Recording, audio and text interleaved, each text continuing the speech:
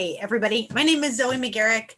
I am the other half of Team Library here. And so we are both here today, which is fun because then Sarah can take a look at the chat and stop me at any point if I need to be stopped. But I want everybody to feel comfortable stopping me as well. I'm not really that uptight of a presenter. So if you want, I'd rather stop and talk about it while we're talking about it rather than having to go back and figure that out. Sometimes it's easier that way, but I welcome questions at the end as well. So let's see, let me get us going here in the right way. Give 1 second. Okay.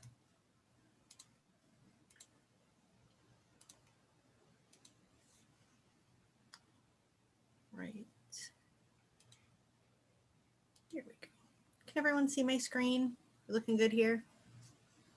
Yes. All right, so this is an introduction to fundraising planning.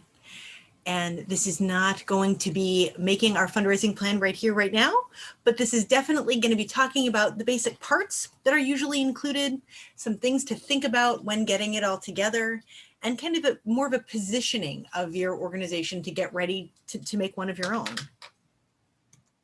Just a little bit about Forefront, because I think sometimes we try to do a little introduction just about who we are in case you're new to us or new to the sector. So we are unique in that we're a statewide membership association that brings everyone together in one place. We're for nonprofits, grant makers, advisors, allies. A lot of states have a nonprofit organization for funders or a nonprofit organization for nonprofits. Or a state organization for nonprofits. But we feel that we can enact better change by bringing everyone together. We're all in the same sector. And there are a few more of us now out there in the US, but it is kind of an unusual model.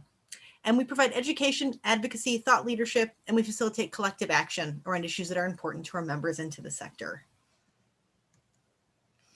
The library. So we're unique in that we're a special library. We're very focused on supporting nonprofits, and we do support funders as well. We have a little bit of business material in our collection and in our brains, but mostly we are a nonprofit focused collection. We are also a funding information network partner with Candid, which is kind of where our connections to this material come in and how you can access Foundation Directory online through us as a member, or we can share certain links if you aren't a member. And just if you are more familiar with our old location, we have moved, but we are still not in person yet. But our new offices are at 200 West Madison in the Fabric Impact House. And when we eventually get there, there will be lots of announcements. And the main change for the library is if anyone was ever used to stopping by the library before COVID, we will now be appointment only, just due to the way that security works at the building. So we'll have all that set up as it happens. But let's get into fundraising planning. So after we complete this training, you should be able to explain the basic steps for developing a fundraising plan, identify your organization's assets, develop a case statement, set some fundraising goals, and be able to draft kind of a rough outline of a plan that may work for your organization. So I think the term fundraising plan sounds big and small at once, right? It's about your entire organization doing fundraising. So in that way it's big, but it's also a plan for a year. Usually it is a plan that you can work with the skeleton of it and make changes year after year. You don't always have to reinvent the wheel, but maybe you want to.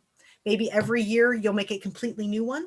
So it has a small element of being usually time constrained, but a big element that one of the goals of it in an overarching way is to allow everyone on your team to be able to be on the same page. I think that's the big value of it. Everyone from board members down to program staff can kind of understand to some degree where the efforts are aligned. So basically, the definition here is that it's a living document which lays out specific fundraising tasks and strategies, including who will be responsible for completing them and the time frame of when they need to be accomplished. And the importance of, there's a few things there that I just wanted to highlight. So the fact that it's a living document is important because what that allows you to do is make changes, right? It's not set in stone. As you're going along, in the months of actually doing the work and digging in, you can make changes. If you have staff changes that make things less possible, if you have staff increases that make more things possible, or timing changes, it's for you, right? It's to support the organization. I think sometimes a lot of people get bogged down with requests from foundations for reports and for things that seem outside of what they do and distracting them from their mission. But one way to reposition that thought is to think about these things as of your benefit. And I think a fundraising plan is one of those great things where it may not be the funnest thing to really dig into and work on, but it will help everyone in the end. Because one of the ways I think that it uniquely connects the board and the staff in a rather unique way. And it allows for the board to see more clearly how they can support fundraising strategies, especially if you're having difficulty engaging your board in fundraising. It will allow them kind of a picture of, and will allow their input too as well, on where the organization wants to go and grow and kind of what their part could be in that. Especially if you have, specific foundations you've already decided to contact and bringing the board into that, or if you have an individual giving goal that may be bolstered by board support or board connections. So there are 6 steps that we're going to go through here to kind of talk about how to develop it. So identifying your assets, developing a case statement, setting goals, creating an action plan, implementing the plan, and evaluating the plan. And we'll go through each of these in a little bit more detail so we can talk about what each of the steps looks like. So before we really get into the nuts and bolts, this is one of these great charts, I think, that works on 2 levels. Number one, it allows you to kind of understand some general trends in the sector, but it also breaks up some misconceptions. Because when I started at the library, it was really enlightening to listen to how people talked about the nonprofit world, and then to actually look at some statistics about how it works when you break it all down. And this is one of those charts. So this is a chart of where nonprofit revenue comes from. So where organizations get the funds that make up the fundraising plan, right? And so it looks like most of the funds come from fees for services and goods from private sources. So that would mean classes, other types of benefits, charging for things that you do, taking in money in that way. And I think people assume that most of it comes from grants. And that's just an interesting another angle to the next chart we're going to show, but just thinking about how nonprofits make their money and where that can fit in a fundraising plan, and thinking about how much you need to fundraise versus how much you earn. And this is my favorite one. This is the one that I once showed it to someone, and she took a photo of it with her phone right away to bring it and show it to her ED, because there is a general misconception that most of the money in the nonprofit world comes from grants. And I talk to a lot of people who are just beginning their nonprofit life. And I think there's this misconception that's propagated that there's just like buckets of grant money all over the world, and you can just pick them up and run over to them. And if you write the right proposal, it's much more complicated than that. And so what this is showing us is that 68% of the funding in the nonprofit sector comes from people, right? It comes from individual gifts. And I mean, there's 2 ways to think about this. Number one, to bolster your individual giving in your fundraising plan, just to kind of, if you don't have an individual giving plan currently, to start working on developing one. And also just to think about individual giving as a really viable income stream. I've talked to multiple organizations in the past few years that are over 20 years old that have never sought grant funding. Now that is not good either, right? So what we want is a diversified we want a diversified fundraising plan and a diversified fundraising pie internally. We want it to come from lots of sources. We don't want to be struck down if our one source of funding ends up going away, which is unfortunately why these organizations came to the library to talk about that. But it's an interesting model, thinking about some people who only seek grants and don't have a lot of individual giving, and some people that have never sought grants at all.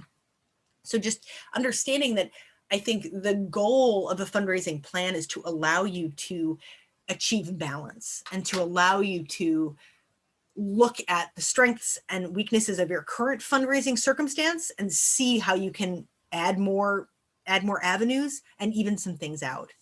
But and again, just to think about what you're funding, and if there are portions of what you do that may be better funded through individual giving, and just thinking about, depending on if you need small amounts for certain things, $20 from 100 people may be a more achievable goal.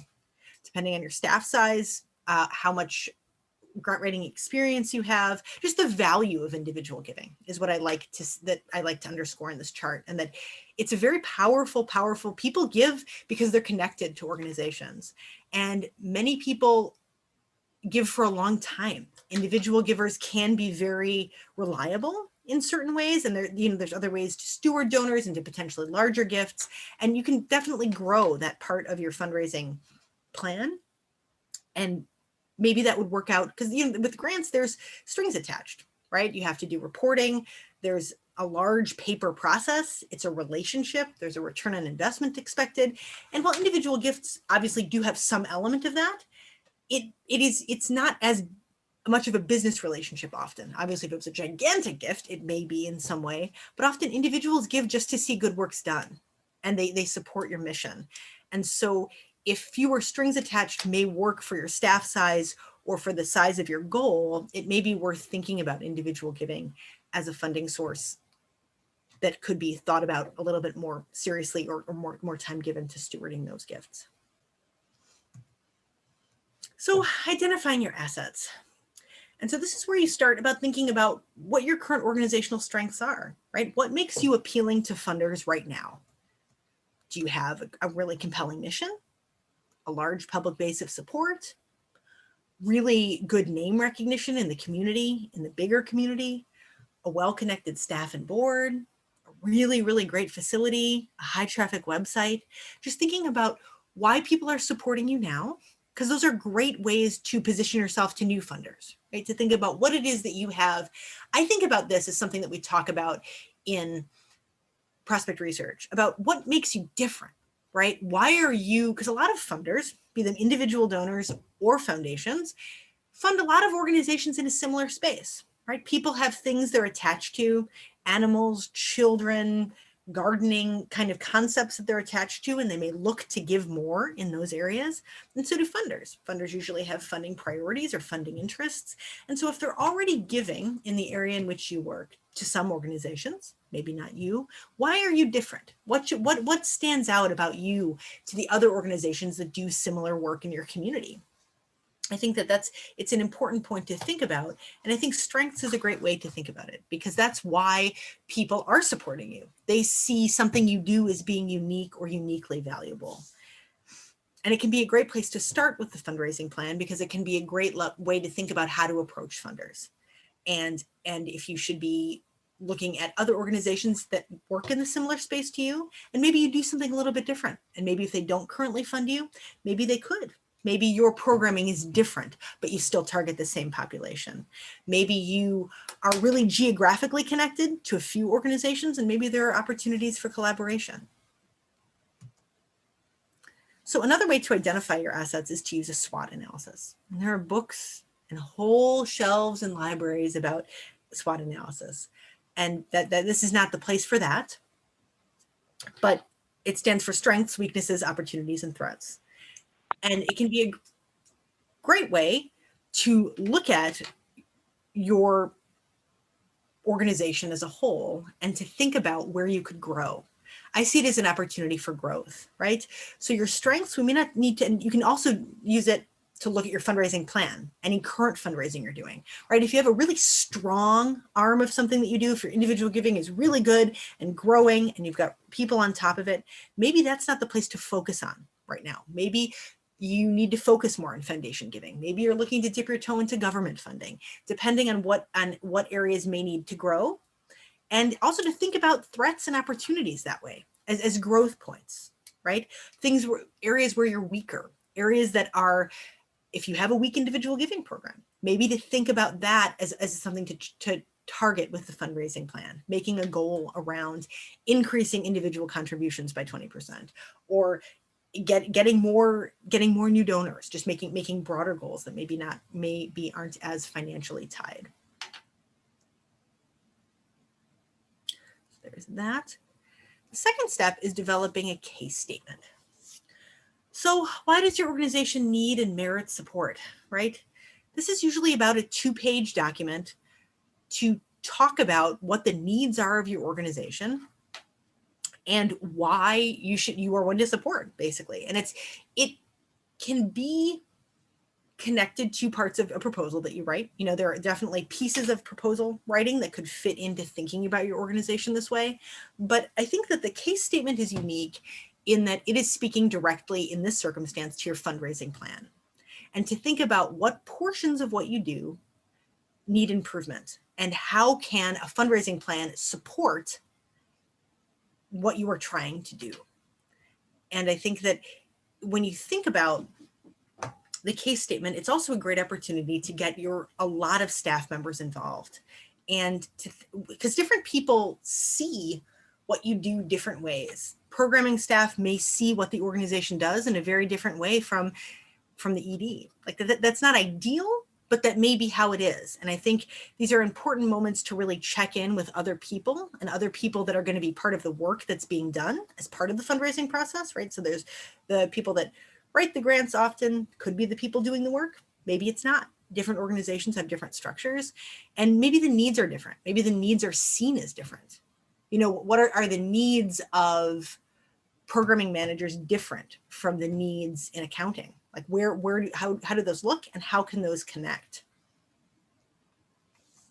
So this is a great place to talk about mission and values, the programs and services that you provide, any accomplishments, and any plans for the future or any budget needs.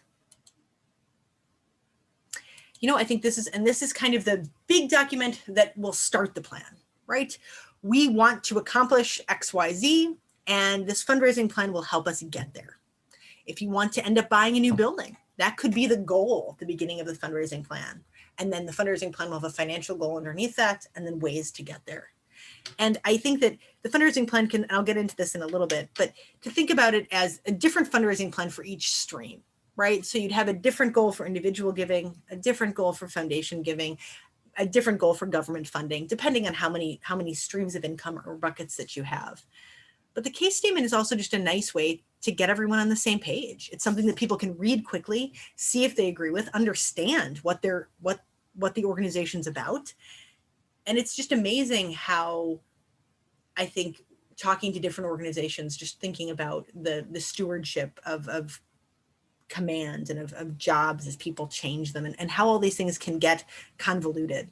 So it can be helpful to look at it again and to really understand what our current programs are that we offer. There can be disconnections within your organization, I think, that you may not even see until you embark on a process like this, depending on, you know, how in contact people are with each other, and how much everyone is involved in a lot of these processes.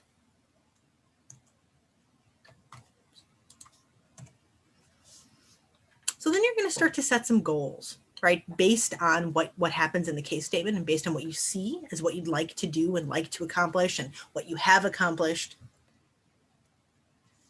When you're setting goals, you start where you are, right? And this is a really great opportunity for internal reflection. Especially, so who are your current funding partners is something that comes up a lot in the library. And I didn't really think about this until it started coming up more and more. And again, it's connected to this idea of stewardship, especially in the development role.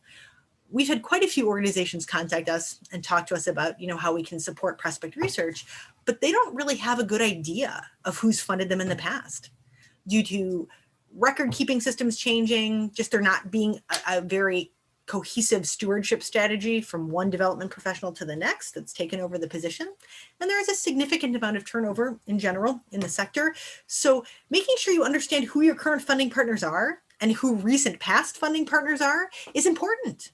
Understanding what their current levels of support are, if those could be grown, understanding what the interests of those foundations are or those individuals are, and trying to get kind of a baseline of where those different funding partners could grow. Or maybe you're not as aligned as you once were. Maybe you as an organization want to grow in a different way. And maybe it would be more helpful to prospect for more new funding partners based on a new direction. Who are your largest funders? Thinking about what that means, right? And thinking about what that means to a fundraising plan. If you have one or two large individual donors and one smaller foundation partner, and those are your main partners, maybe balancing that out, right? Looking for more foundation funding, looking for more individual donors to try to diversify your funding stream. Thinking about it as a table, right? If a table has one leg, it's not very stable. The more legs we can have, the more stable we are. And just thinking about how many ways we can try to support our programs and support our organizations to allow them the best chance to be successful. And one of the ways to start doing that is to make sure you know where you're beginning. And that's also related, I think, to looking at your assets. And I mean, these are assets to some degree, and really understanding where you need to grow and where the work needs to happen. Because there's not unlimited time, right? There's not unlimited staff time, there's not unlimited personal time. Time is, I think, one of our most valued resources. And so understanding where it will be best spent is important. And where you could strengthen your funding base, right? Are there areas you could try to short up, try to obviously diversify is what I'm going to talk about today. Just trying to make sure that you think about, and this is something that I also say in prospect research, just making sure you think about your organization and the programs you do with as wide of a lens as possible. Because sometimes when you're writing a fundraising plan, if you want to raise, let's say, $50,000 for a particular program or initiative, it may make sense to go after that in $5,000, $10,000 grants. And maybe those grants will be positioned a little bit differently depending on the funder. Maybe what you need to do one portion of this would be furniture, let's say. And so that would be a different ask of a funder that's aligned and supporting that way. Just making sure you understand all of the ways that what you do is intersectional, are intersectional in your community, and how different funders may be interested in supporting different pieces, and how it's not really about finding one funder to fund the entire thing. Because then that's setting up for problems. You know, what if they pull out? What if they can't? What if they decide to go in a different direction? Then where are you? It's sad. And they don't want to see that either. So funders like to see a diversified fundraising idea as well. They don't want to be alone in the room. They like the idea that you have a broader range of support and more options and more streams of income coming in, because then if one $10,000 funder pulls out, but you get the other 4 and you have 40,000, you could probably do a large portion of the work, and some change could still happen there in the world. Whereas if you only relied on one funder or one individual donor to fund the entire thing, and they couldn't or didn't, you know, it puts everyone in an uncomfortable place. So this is going to kind of underscore what I was just saying about creating stability, right? To think of your organization and all of the different ways that funding can come in to build a stronger, more well-supported organization. And that's the goal of the fundraising plan, right? The writ large goal of having a fundraising plan is stability. It's so everyone can be on the same page of where we have to go, where we're deciding to go, right? And how we're going to get there. But it's also allowing you the opportunity to take a look at all of the pieces that will make that up and what makes sense for you. Maybe it makes sense to focus mainly on foundations for this year or for this project. Maybe it makes sense to focus a little bit on individual donors, more on foundations, getting more board support for the individual donors, and then staff working more on the foundation searching piece of funding. You know, understanding where the connections are as well is important. But obviously, the more you have coming in, the stronger the whole will be. So creating stability there's a bunch of questions there, right? Which funders could provide you with the most long-term security? Some grant makers like to support new initiatives, right? They don't tend to do long-term multi-year grants. Some grant makers love to start relationships and fund multi-year. Sometimes things can happen though with those relationships. I know I've spoken to a woman who was getting a certain grant that funded one portion of something they did every year for 20 years from a corporate partner. And then the corporation moved headquarter locations. So they were headquartered in the Chicago area and they moved to Texas. And with that move, they stopped supporting her organization because they were no longer local. She didn't get an exact answer why, but she thought of that as a long-term funder, and she thought she had a lot of security in that particular fundraising piece, and then it just evaporated. So thinking about that and thinking about funders that like to support that way, and making sure you understand their needs and their desires in that area if you're going to be counting on them or wanting to develop those relationships long-term is important. Which additional funders and streams might you be able to add to your funding mix? Is there something you're not currently doing, right? Do you not have any corporate partners? Are you not looking at small businesses in the area? Who may want to support you? Maybe you could go to banks that are near to the work that you do, law offices, other organizations that are geographically close to where you work and the populations you serve. And maybe they would like to support the community and be involved and, on a lower level rather than like a corporate partner like McDonald's or something like where they would probably want a huge level of visibility depending on the size of your organization. But maybe there are other things that you haven't explored yet, crowdfunding, other ideas to add in additional funders or funding streams. Maybe you've never sought any foundation funding or any government funding, or, just to try to think widely of all the, making sure you cast the widest net possible. How much time and money will it take to secure additional funding partners? That's one of my favorite ones because it falls into the idea of you having to be realistic. What is a realistic goal? And that's the great thing about the fundraising plan. You make it. So you make it realistic for your organization. Who has the time to do it? Who has the skill to do it? Who is best positioned in your organization to work on these projects and to be a part of the teams that are working on fundraising? And how much time do they have? Obviously, most organizations, everyone's wearing a million hats. So there is not unlimited time to do this either. And just to be realistic about how much money you will be potentially gaining and how much time and staff effort and staff cost will it cost to get there. And just making sure that you understand that this isn't like the goal of a fundraising plan is to better your organization and internally, right? It's to try to make it the most realistic and the most useful for you.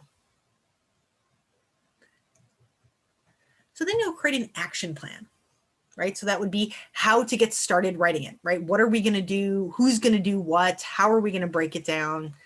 There's a bunch of strategies to do that. So you can set a goal for each revenue strategy. So like increase our individual donors by 10%, or increase each individual contribution by 5%, or, you can set goals like that.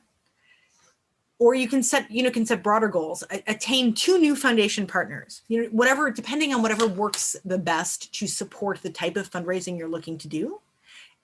Or if there's a number in mind, right? Raise $30,000 through foundation funding in the next calendar year.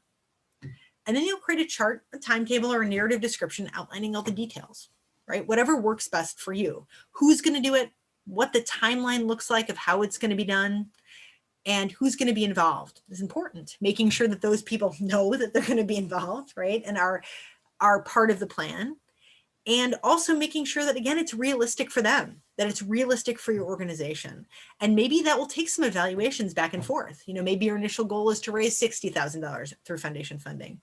But maybe then after talking to people and thinking about it, maybe that's too much. Maybe it's just not, it may be wonderful to have it. Because with foundation funding, there's the backside of reporting. There's other things that go along with getting that money. And maybe the end pieces of all that are too much. So maybe we're going to cut it down to 40 and then increase our individual contributions.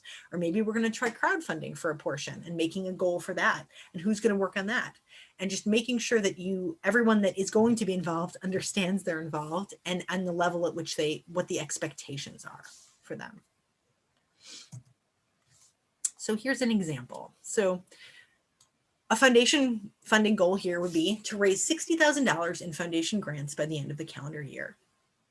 And so this is kind of a more narrative layout. So development staff will research potential prospects and determine goal strategies. So how to contact them, how to get there between January and February. Now, I think that another thing to think about there is, especially for this first bullet point. So development staff will research potential prospects. So does that mean, and what what I would think about first here would be, how are we going to raise the 60? Is that 6 grants at $10,000 each? Is that 10 grants at $6,000 each? Is that 2 grants at 30? Kind of taking a look at either current foundation partners and what their normal gift, how they're giving to you currently, what their normal gift range is. If your current funders tend to give $50,000 and above, and you have a bunch, maybe this is achievable with a smaller number of funders. But usually it makes more sense to approach more funders for smaller amounts of money, just because your likelihood of getting one or more of those grants increases. Another thing to think about is how many applications you'll be writing. What does that look like? How many proposals? Well, they say that it's 1 grant in 3 that gets approved or gets funded. So thinking about that, you'll end up writing 3 times as many proposals to get what you need. So maybe then it makes sense to try to get $20,000. Depending on where you have the energy and where you have the support. This is where the tailoring comes in really to your organization, to really understand what a correct strategy would be and what makes the most sense given the funding history of your organization. Obviously, if you've never sought foundation funding before, it's going to be challenging to get bigger ticket grants. So it may be a bunch of smaller grants, but you can get there, definitely. It's just, it's all about time and balance and effort. So then board and staff will review prospects to see if there are any connections by March. So that's really important. That could speed things along significantly. And then development staff will submit proposals to potential prospects between March and June. So this is a broad outline, but it's very serviceable, right? It ticks all the boxes, and it allows everyone to kind of understand how things are going to progress. You could add individuals to it. You could add more detailed timelines and more detailed time bullets about when different things are going to happen. Maybe prospect research will take longer. One of the neat things about this being an internal document is that if you get to January and February and you still aren't done, right? If you need more time to prospect, then you can reevaluate and take a look and maybe make it prospecting from January through March. And then making, the review happen in April. And another little hiccup that often happens here is to make sure that whatever you write in your fundraising plan aligns with the timelines for the foundations, right? Every foundation has a different calendar and their open periods are different, and just making sure that you have a calendar where you can understand when all of the applications are due and when all of those asks can happen, and then when you expect to hear back, so you can understand how this fits your process as well. It's a lot of calendars to keep. So this is one way to do it. And this could be, you could have a similar timeline for individual giving, you could have a similar goal. Part of it depends, again, on how many streams of funding you're looking at for the fundraising plan for, let's say, this calendar year. And part of it also depends on if you really want to focus on one thing. I would definitely always advocate focusing on multiple, but sometimes that's not possible. So implement, right? We're almost near the end, right? And so you're going to check in regularly to make sure you're on track. And you can make adjustments if you're not, and I think that it's just one of the really great parts is that people can be, it's a human process, right? We're all people. There's people behind the grant application process, and there's people in this work too. And just to make sure that the timeline you've created works. What if it totally doesn't?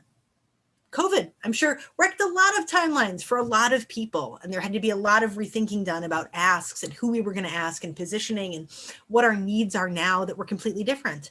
I don't think many organizations that did no work from home expected to transition potentially to a lot of that. I'm sure there were a lot of tech needs right away. So just making sure that as things change, you check back at the plan and you try to see if there are ways that you can modify it to stay on track, or maybe you need to scrap it and start again. Maybe if things change enough, maybe you need to have a different approach, and just to feel comfortable with that. It's a changeable thing. I think it's a guide, not really a rule, is kind of the way I think about it, because it's for you, right? And if it doesn't work for your organization and you've made it, let's make it work. Let's massage it and work on it till we get something that seems achievable. It doesn't have to be like a pie in the sky dream. It can be a real thing that can happen. So then this is my favorite part, kind of evaluating it. What worked and what didn't?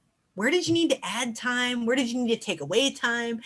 Did you have really good luck? Did something amazing? Did you get like a $30,000 unsolicited individual gift? Like I've definitely heard of crazier things happening. Did you make a connection? Did you meet someone from a foundation and then all of a sudden get involved in a relationship that you hadn't intended and get funded in a different way? You know, how did that affect the plan?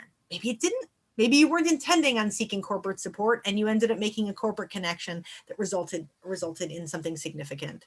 You know, trying to figure out where the plan still exists then. Okay, is that extra? Does that affect the levels of everything else that need to happen?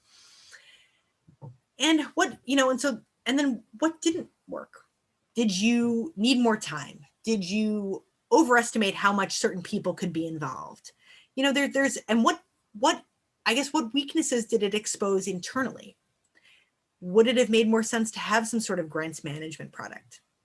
Do you need somewhere to have a calendar that everyone can access so they can understand the deadlines? Are there things that developed out of the actual working of the plan that made you think differently about other internal supports that you may need or that could be helpful?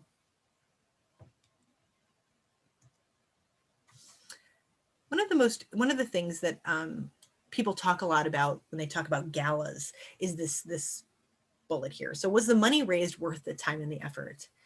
And I know that that's a contentious issue, but just that a lot of nonprofits spend a lot of money throwing galas and in hosting them, and then they end up maybe not making as much money as they intended in the end because of all the expenses.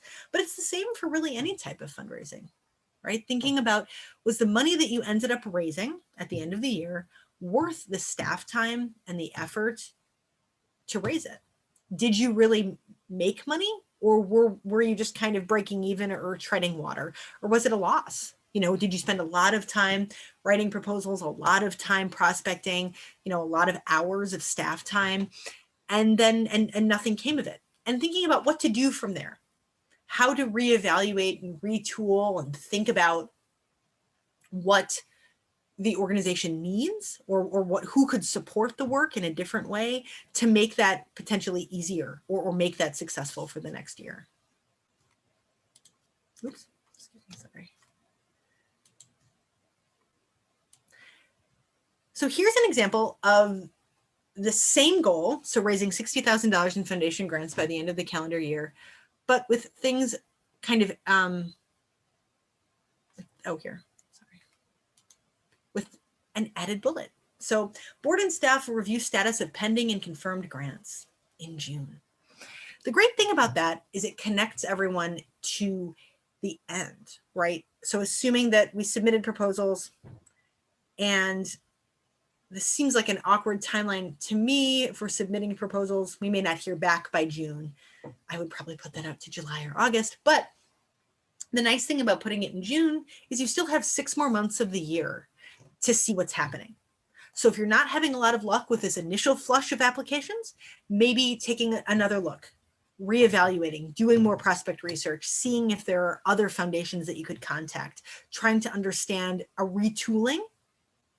And then you have 6 more months to continue the process. So I think a June check-in, a mid-year check-in is often a good idea to see where you're at, how close you are to that $60,000 goal. You know, if you have any confirmed funds by this point, it's a great thing. You know what I mean? And it changes the goal, right? So if by June you had gotten $30,000, right? Okay, so we need to retool and figure out where the other 30 is going to come from. And allowing board and staff to review that may also, you know, reinvigorate the connections opportunity and may allow the board to reconnect and say, okay, well, those didn't work. Oh, you know, I just met someone, or I know someone in this foundation, and maybe we should think about an approach there.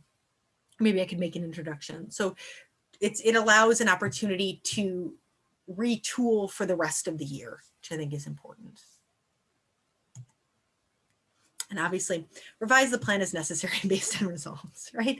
If you aren't getting the results you want, you know, maybe you could set another check-in time for August to see where you're at that point. Maybe not wait until November to see how close you are, I think is the takeaway here, just to make sure that you're checking in with other people and other stakeholders to try to have the most successful outcome possible by the end of the calendar year.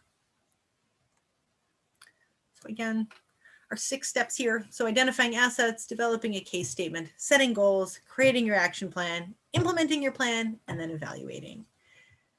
So those are the main steps, and hopefully we've talked a little bit about each of those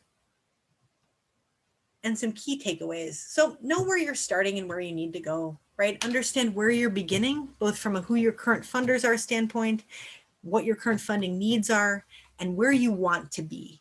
What will help you? What are you looking to achieve? Diversify your funding streams. The more streams of income that can come in and the more different they are, the broader your base of support is and the stronger it will make your organization. Set realistic goals. Realistic both in terms of the asks you're making of particular funders or individuals based on their previous contributions or abilities to contribute, and also realistic in terms of what your organization can support. If you don't have the ability to write 60 grants, maybe we shouldn't, we should make an achievable goal so that people don't feel daunted and nervous to even start. We need to make sure that, especially if this is a newer team or a younger team or a smaller team, like a younger meaning younger together team, just making sure that the goals meet what everyone can achieve. Because setting goals that are unrealistic just makes everyone upset and causes lots of internal strife. And evaluating your plan and revise as needed. And I think that is one of the big important points from that extra bullet that they added to the sample goal here, the sample plan here, is just that to make sure that evaluations can happen at any point, right? Obviously they can happen on an emergency basis, or they can happen, a few months into the plan, someone can take a look and just kind of measure how things are going. But I think it is also important to put maybe an evaluation point in the plan, like make a time in it where you evaluate to allow for a conscious, focused effort on where we're at now and where we still need to go. So here are just some links to a few other candid trainings that may be helpful depending on where you're at in your fundraising journey. But that is it for my slides today.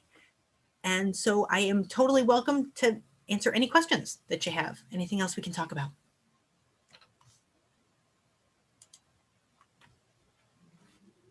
Right, so feel free to put your questions in the chat. There aren't any unanswered ones there right at the moment. Or if you wish, you can also unmute yourself to ask a question out loud if you want to actually talk to us.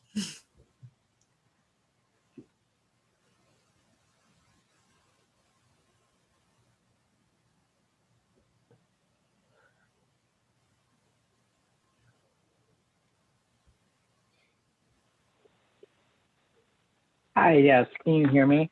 Yes. Yeah.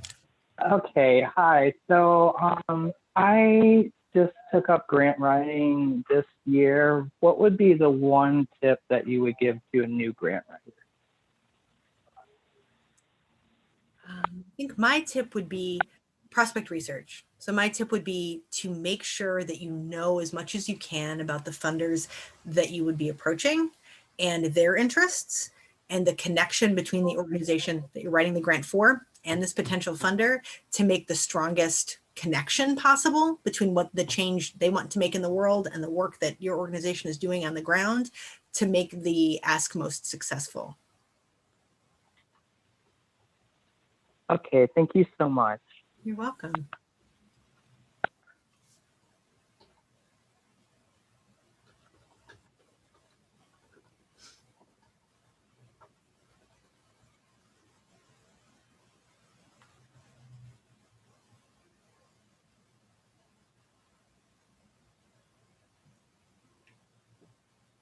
Valerie seems to have raised her hand. If that means you're having trouble unmuting yourself, I will unmute you. If you No, want. I got it. I just wanted to raise my hand. This is Valerie from Faith in Place. I and Greg Tischer have met with you guys before, so we always appreciate your help, well, your health as well. I was just wondering, I know we've pulled prospect research reports with you, but then we've had some trouble like reading them and making them useful to us, like pulling the right information. And I just was wondering if there was any like changes on that or developments, or if there's like a resource, like a sheet that shows you what to look at, or anything like that. Do you mean for foundation, like foundation reports? No, people, individuals, uh-huh. prospect research. Yeah.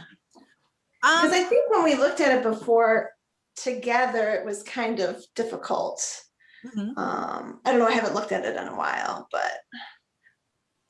Well, I mean, there's a few things on our individual that we use Research Point, and so there's a few things on those reports that are a little. We can send you some. You know, we can set up a call to talk if you wanted, Valerie, to talk about that and to maybe go through some one-on-one and see how we could help you figure that out. Yeah, that would be great, because we have like, I don't know if this helps anyone, but we have 2 levels of top donors. People who give at least 500, and then people who give, make a pledge of $1,000 or more a year for 5 years. So we're going to be trying to move the fellowship people, the $500 people, up to the other level. So those are the ones that I would be submitting for prospect research. And then that would be great if we could talk about it. There's a certain amount we can submit per week or something like that? 20 a week. 20 a week. Okay. And we need full name, and then home address is best. City, state, and zip is kind of the minimum. And we can use business address if you have it. Okay. Great. I will be in touch. That's great. Thank you.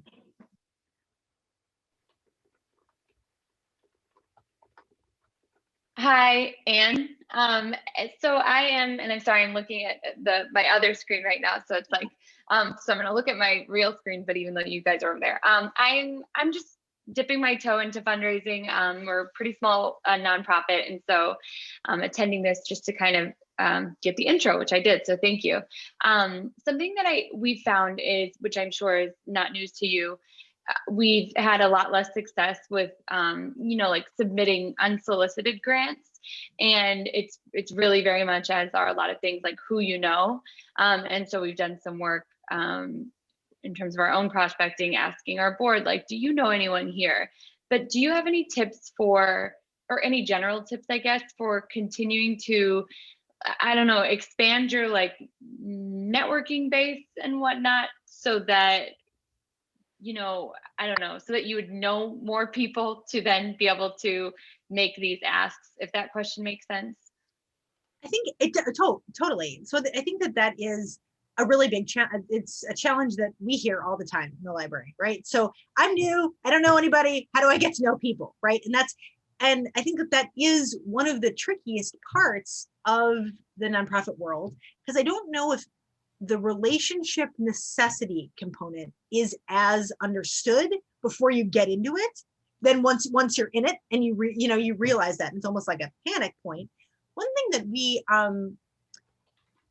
Sarah and I have heard often people talk about, and the thing that resonates with me the most, especially with foundations, is sometimes it can be helpful to send them things that aren't an ask. So if you know that if you do after school programming, let's say, and you know that this foundation funds a bunch of after school programming organizations, maybe send them a flyer about yourself, an introductory. Maybe they just don't know. Foundation staff is often as tiny, if not tinier, than the nonprofits that they serve. And they don't have endless time to prospect either. Just as you don't to look for new foundations, they don't to look for new partners. So I think that one thing that I think has worked for some people in the past is doing that. So sending, just wanted to let you know, we do this too, kind of but not asking them for anything. Maybe finding out if they're attending anything, if they're going to be anywhere, and I guess I don't mean like a gala, but I mean like if there's going to be a neighborhood, when people can do this again, or virtually some sort of neighborhood fair or connection opportunity. If you know an organization that is currently funded by a funder that you're looking at, and you could collaborate potentially, it's another way to get on the radar of that foundation, work with them on a project. There is always a chance that they could introduce you. I mean, there are, other connections through nonprofits. I know that it tends to be a very protective world, but in my mindset and in the mindset of some other organization, collaboration is the route to making the most good, right? Attaching yourself to the most people, making the changes seeing the most change in the world. One organization can't do it alone. And so especially if funders are interested in that, or funders tend to want bigger impact, that could be helpful too. As far as individual people, that is very challenging, like trying to get connections to high power people. One thing that did work for an organization that I was working with is sometimes you don't have to know the CEO. I think a lot of people think that the person you need to know in an organization is like the main power person, when in reality, what you want is a better connection. You don't always need the slam dunk connection. So sometimes what ended up happening in this circumstance was there was someone connected to someone on their board that worked at this organization, but on a really low level, like in sales, like on a very, very low level. And the thing they were able to do is get a better phone number and a better person to contact, right? So I think that sometimes even when you're asking people if you know anyone, they may think that that person doesn't matter, right? Yeah, my nephew works there, but he's just the coffee guy. They may not even think that that works, but sometimes just having someone like internally knowledgeable is better. So that's, I think, I wish I had better tips than that, but those are some things that we have heard have worked in the past, and that may be kind of low stress ways to maybe expand that network a little bit. Thank you. No, that's really helpful. You're welcome. And I will real quick add 2 possibilities for people who are with organizations that are members of Forefront. If your organization is a member, you can also join our member networks. And some of those are focused around topics like education or the environment. And some of them are open to grant makers as well as nonprofits to kind of just look at that area in general. So that can also be a way to at least meet people via listserv at this moment in time, for anybody who has access to that. And if you have kind of a specific question about, networking or really anything involving your nonprofit, if you have like a specific issue you'd like some advice on or to address, we also have our peer Skillshare program, where you can submit a request there to talk to somebody who has experience with that particular topic from one of our other members. So you can submit a request there, or if you have expertise you would like to share in that manner, you can also sign up to be an advisor to have those conversations as well. And it looks like there's a question in the chat. So what is the best strategy if you have a project that can be funded through piecing together funders? Do you present each funder the full project information, or do you present just the piece that you believe they would like to fund? Do you notify them about potential other funders and their potential role from the start? I think it depends a little bit. I hate to get that answer because it's the answer no one wants to hear, but I think it depends a little bit on the thrust of the project. So I've been on the opposite side and done grants admin. So I've been part of like the decision-making process for received proposals. And it depends a little bit on the way the application is organized. So on some of the applications I've looked at, they've asked about other funders for the project. So the way I would approach that would be, when you're writing the application, you're kind of telling them about your whole goal, and then they'll want a budget usually specific to your ask. So let's say your whole project is worth $60,000, but you were looking for 20 from them to support a certain portion. I would probably make that clear in the budget.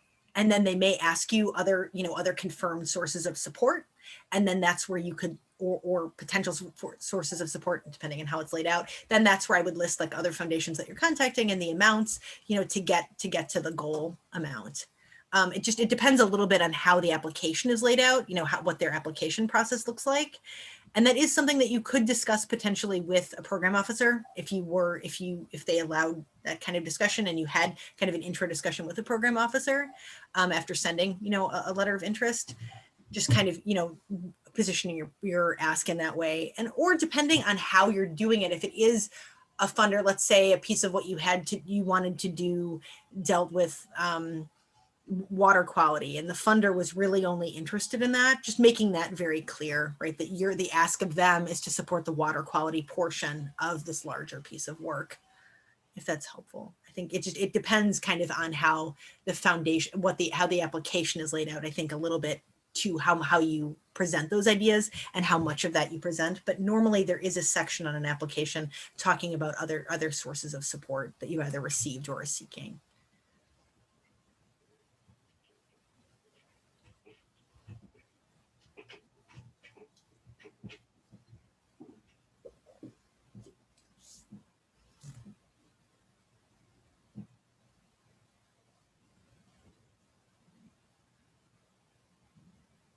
All right. Well, if we don't have any other questions, it is right about noon.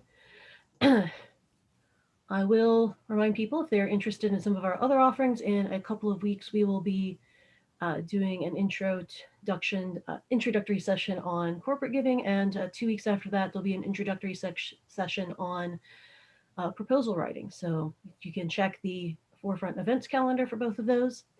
And hope everybody has a great day. Thank you so much.